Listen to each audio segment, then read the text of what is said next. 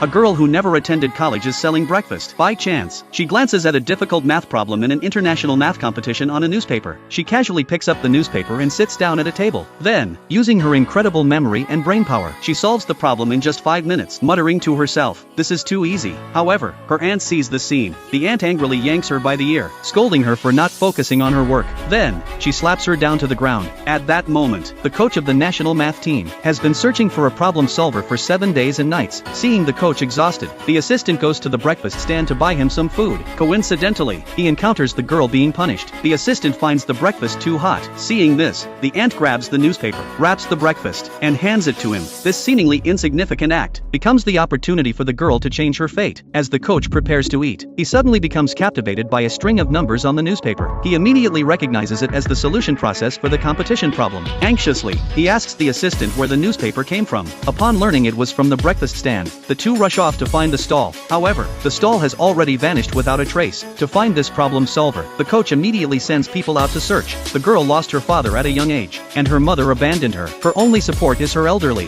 mute grandfather. The two of them can only stay temporarily at the aunt's house. Back home, the aunt is still brooding over the girl's laziness, calling her husband and son to punish the girl. Just as they prepare to take action, the man's phone rings. It's news that their child has been selected for the national team. The couple is overjoyed, thinking their son, Tony, has made something of himself, but when they check the details, they discover it's the math team coach calling. Tony doesn't even know math competitions. The mother recalls what the girl scribbled on the newspaper in the morning, realizing that it was actually the solution to a world-class problem. The couple decides to have Tony take her place. Just then, the national team coach arrives at their house. The aunt immediately urges Tony to meet him. However, the assistant recognizes that the one who took the newspaper in the morning was actually a girl. At that moment, the girl appears. The coach is about to ask her about the situation, but the aunt rushes forward, threatening the girl with her eyes, telling her to admit she didn't solve the problem herself. She even takes out the college entrance exam results for both Tony and the girl. The coach is very pleased with Tony's excellent results, while the girl barely passed every subject. The assistant is puzzled by this, believing there must be something wrong with the girl's results. But the coach, having found a genius, is immersed in joy and doesn't think much of it. Unbeknownst to him, the girl had only controlled her scores to ensure she just barely qualified for the nearest school, so she could stay with her grandfather.